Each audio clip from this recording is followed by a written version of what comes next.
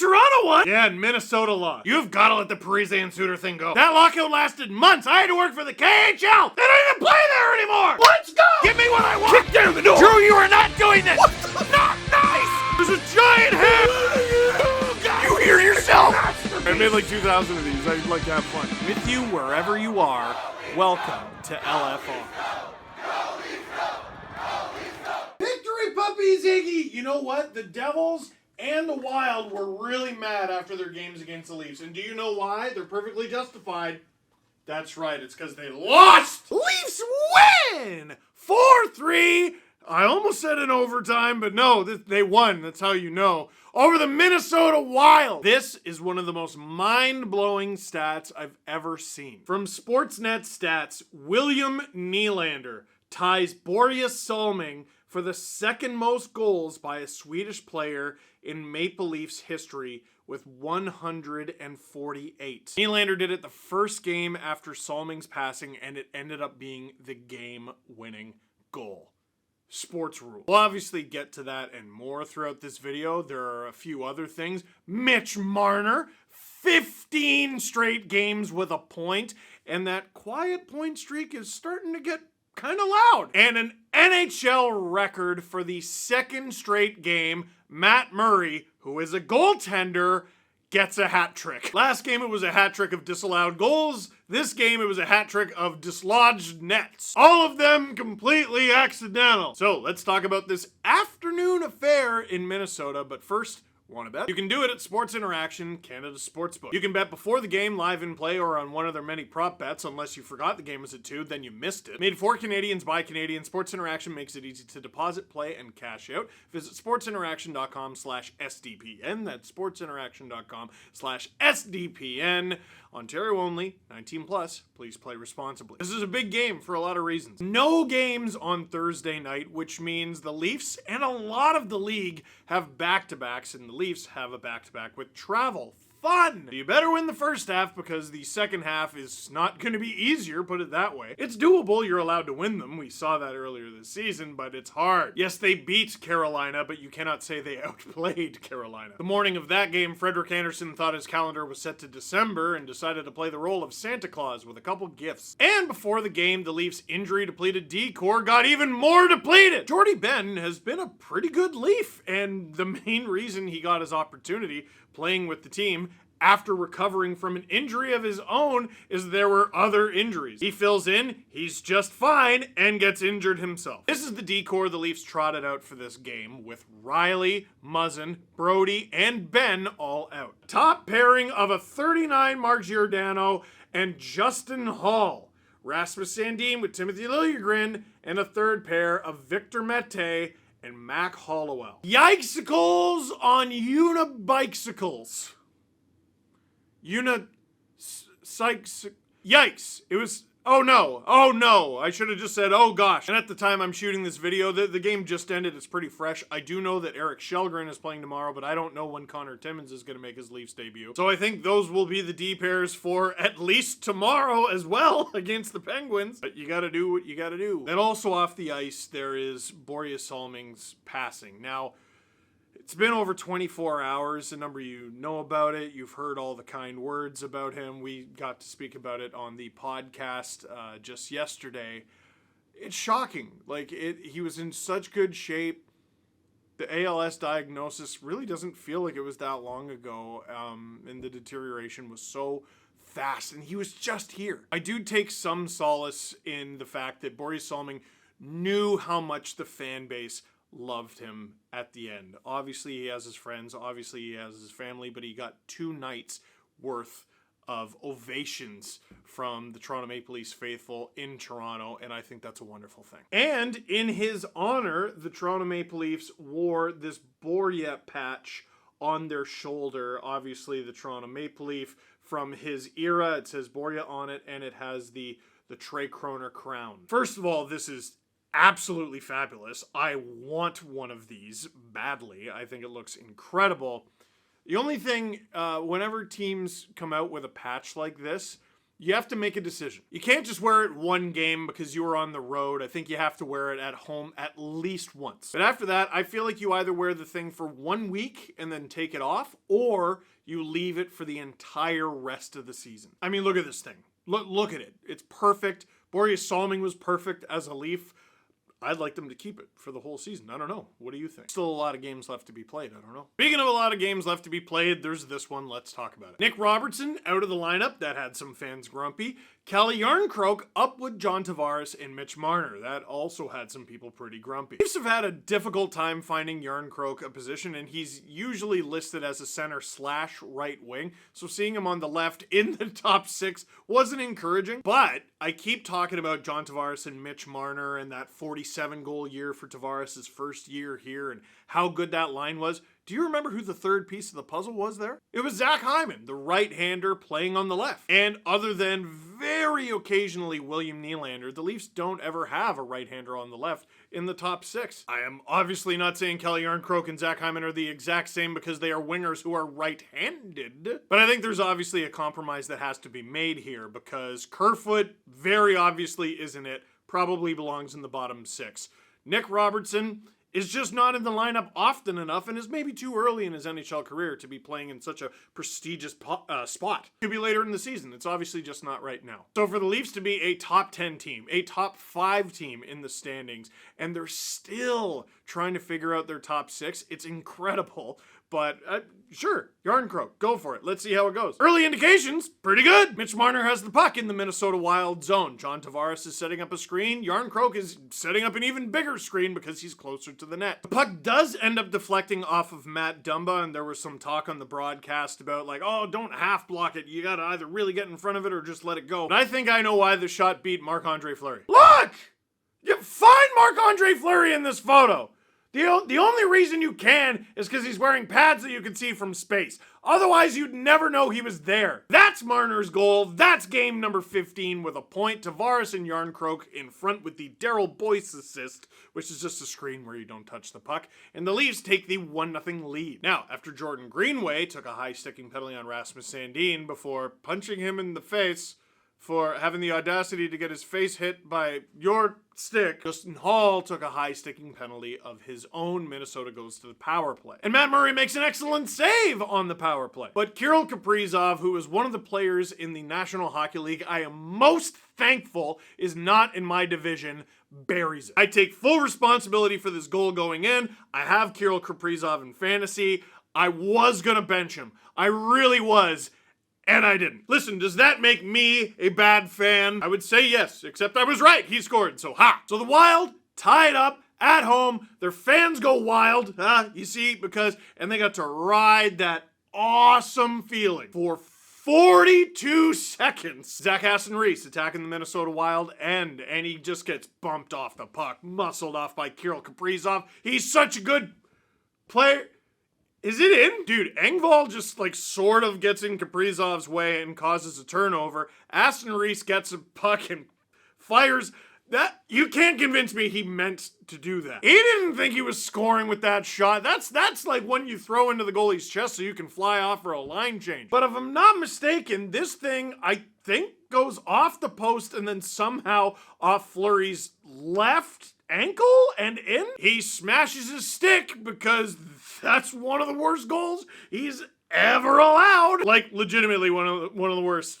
He was drafted in 2003 and that's probably one of the worst goals he's ever allowed. And after one, it's 2-1 Leafs. Zach Aston-Reese doesn't even celebrate. He's like, yeah, all right. That should count as an own goal. That is an unforced error. Someone who knows baseball help. Now, early in the second, only about 2.5 minutes into the second, the Leafs go back to a bad habit. If you needed a first, you went and you played the Toronto Maple Leafs and you would get it. Matt Boldy finishes an excellent play for the Minnesota Wild. No, that wasn't his first goal of the season. It was actually his 8th. But Goligoski and Greenway both get their first assist because of course that one beats Matt Murray and counts, which I thought was super weird. And the Leafs lose the lead. It's tied. We got a real nice back and forth game going here. And it doesn't stop there because once again, second line, which is sort of the first line as Austin Matthews continues to struggle. John Tavares and Mitch Marner are both having wonderful seasons. That line, the Tavares line, whatever you want to call it, is out there. And Kelly Arncroke is not Zach Hyman, but he has to do a Zach Hyman impression. And if you're going to do a Zach Hyman impression, you need to go to the net. To which Callie said, be the only guy in the net. Got it. Marc-Andre, don't make me tap the sign. If you're a goaltender, tend the goal. Where are you going? Get him a map.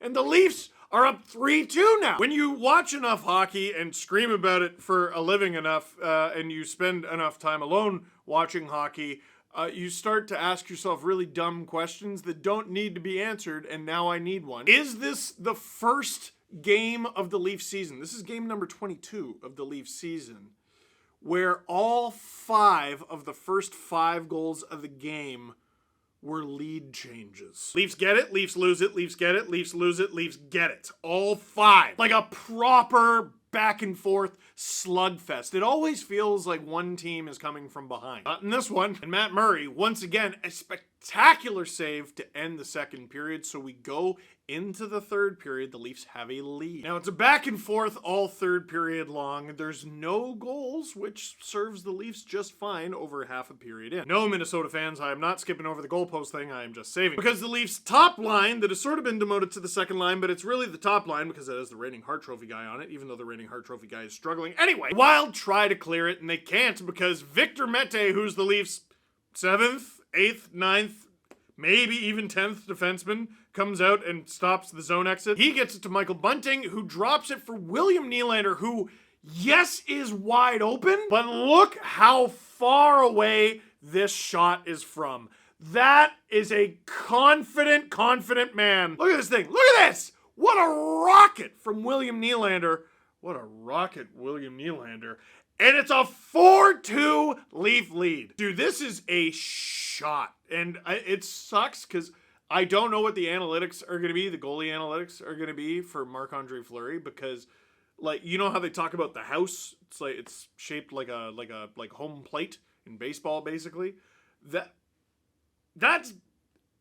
not even from within the house. Barely. It's like on the roof, maybe. Or I suppose the roof is pointy, so is the crease the roof? Never mind! Statistically speaking, this thing is barely even a scoring chance, but what a rocket from William Nylander. I'm not even gonna goof on Marc-Andre Fleury for that. That's a great shot. And just to reiterate from earlier, we can put it up right here, from Sportsnet stats, William Nylander ties Borje Salming for the second most goals by a Swedish player in Maple Leafs history at 148.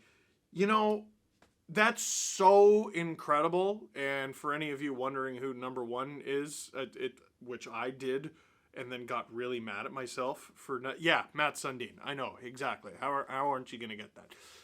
It's incredible that Borje Salming, as a defenseman, was number 2 for this long, for decades and decades, and, well, he was number 1 for decades, and then Matthew Sundin showed up. Matthew Sundin? Am I going to be okay? I don't think we can do afternoon games. Matt Sundin showed up, but William Nylander, doesn't it feel like he was just drafted yesterday? Well, maybe for you. For your uncle, it's been the longest 8 years of his life. But for everyone else, I think it feels like he just got here. For him to already be at second place on the Leafs' Swedish scoring chart, for him to be 2 goals shy of $150 in his career, that's incredible. Makes what Matthews does even more incredible, but leave William Nylander this moment and put some respect on that young man's name. Now, it's a hairy last few minutes. Let's not kid ourselves. Marc-Andre Fleury pulled early. The Wild have like 4 minutes to work with an extra attacker. And with 3.5 to go, as chaos reigns, Matt Zuccarello brings the Wild to within 1. And I did what all Leaf fans did and said 3.5 minutes is so much time! Leafs barely holding on. They're holding on by the skin of their teeth. And if you've ever touched your teeth, you've realized that your teeth don't have skin, so I've never understood that saying. Don't none of you medical students, well, actually me in the comments, I don't care. But with less than 10 seconds left, the puck finds its way onto not that guy! It's Kirill Kaprizov! And this didn't end up as a goal. This didn't end up as a goal. This did not end up as a goal! Murray got his glove on it. Look at all that open net. Look! Now, if you look at this angle, obviously of the save and the after effects, it's a little high up in the shot, but you see that there's a lot of net to shoot at, and Caprizov didn't shoot it at the lot of net. And some people are saying, oh, Matt Murray got lucky, and it wasn't a well-placed shot from Caprizov. I think it was a well-placed shot from Caprizov. It's that he had to make a split-second decision because he had a teammate in the way. Like, right as he's releasing this puck, Jordan Greenway is just right in the way. Now, I don't know if Kirill Kaprizov had time to think of all this, but do you want to aim for the right of the net, maybe miss, it goes wide, and then who knows what happens? Do you want to aim for the middle of that open space where it hits Greenway, and then who knows what happens? Or do you want to shoot it to the left of the teammate standing in your way? Because you never know, there could be a rebound. It might go straight in. You never know. I just can't help but wonder if his teammate wasn't standing there, would he have placed that a little better? But as a Leaf fan, I don't care! They won. Questions. Well, actually, here, let's start with this one because everyone asked it, especially all the Wild fans. Funny how that works.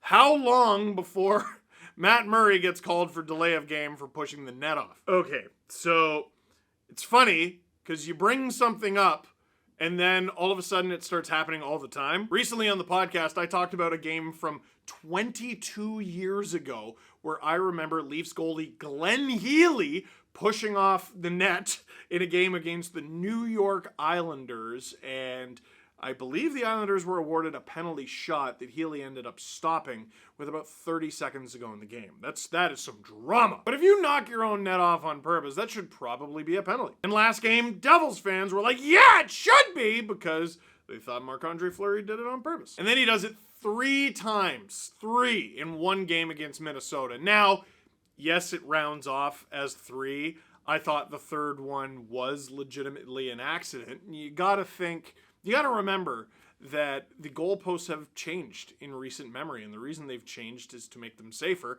because players go flying into them, and then they break their leg, and then they miss the Olympics. Hello, Steven Stamkos. The first 2? No, he did that on purpose. Now, Adam Wilde loves to bring this up on the podcast, and it's great that he does, because it's a great point. The New Jersey Devils would have been really hot under the collar after that game, and they would have had several complaints to the National Hockey League about reviews and goalie interference. Another one of their complaints might have been that Matt Murray knocked the net off, and they would like clarification on that rule. But you need 24 hours to cool down. So the game happens, then you have 24 hours to calm yourself, to not lose your temper too much, then you get to complain. We'll assume that the New Jersey Devils complained about the Toronto Maple Leafs, because everyone complains about the Toronto Maple Leafs. People complained about the Leafs putting their own prospects on planes to fly them to where prospects practice. I will not be unbitter about that. Now this one, Bill Guerin with the Minnesota Wild. Oh yeah, no, they're going to complain about this. They're definitely going to complain about this. Here's a Leafs comparison. Nazem Kadri was the best player in the league at drawing penalties until refs got hip to it, and then they decided, screw this guy, we're never calling a penalty for anything anyone ever does to him ever again. Now, they eventually chilled, but it took literally, like, over a month. The very next time Matt Murray does this, he's getting called, and you can write that down. It's happening, and he'll probably deserve it. And he's not the only goalie to ever do it or try to get a tactical advantage, but yeah, you can't do that. Ooh, actually, shout out producer Drew, who's really good at his job apparently, just sent me this text as I was recording. Wild head coach Dean Evison, before I continue, Dean Evison reminds me of a movie villain. Which one is it? It's driving me nuts. I mean, there were 2 scoring chances. The net was knocked off the mooring sign. I mean, how frustrating. Yeah, it's 100%. Well, the second one for sure. He literally, and our Freddie Shabbat said it's a trend with that goaltender. Mm-hmm. So, like, you can't knock the net off 3 times and not get anything out of it. It doesn't make any sense. Like, we have offensive time in there and sustained time. We could get more opportunities, and all of a sudden, boy, it's stalled out and momentum's gone and whatever. I don't understand it. I don't, and it's hard to ask them. You don't want to yell at refs all the time, but it didn't make any sense how a goaltender can knock it off 3 times and there's no repercussion. Yeah, no, they're definitely going to complain, and he's definitely going to get called. And oh well, they won twice against the Devils and Wild. I'll take it. Shout out to producer Drew. You are amazing at your job. And is it one of the toys from Toy Soldier? Like, do we have a... He looks like someone! Oh, it's bugging me. Every time the Leafs play the Wild, it bugs me. Why does Matt Murray hate the net so much? Well, when you think about it, nothing creates more problems for Matt Murray than the net. He's a goalie. His goalies must hate nets. Patrick Waugh used to yell at his. I mean, when pucks go in it, people yell at him. Would you like a net if you were a goalie? No, you wouldn't. You'd hate them. And yet, you're sworn to protect them. Life's funny. Is epoxy used to fix net moorings? Okay, so bless TSN for showing footage of that angry Minnesota Wilds fan yelling at the drill guy who's trying to fix the net during play, and bless them even more for turning the mic up. That lady could have been yelling anything. She could have been yelling absolutely anything, but apparently what she was yelling was, put some epoxy in it! Now, I've used epoxy, like in the garage. I don't know if you know what epoxy is. You could Google it. I don't think that would have worked. You can't just pour like a rubbery liquid into the whole mid-NHL game. Or I suppose you could. I mean, you could do anything once, but you perhaps shouldn't. Anyone who covers the Minnesota Wild, you have one thing to do. You have one job. Get an interview with whoever the heck that was. So, the Leafs move on. They play the Pittsburgh Penguins tomorrow. And I will have a stream tomorrow on the Sportsnet YouTube channel. Watch Hockey Night in Canada with Steve Dangle. For now, that is it for this one. Thank you very much for watching. Click like if you like this video. Click subscribe if you really liked it. Tell all your friends. That one was for Borje.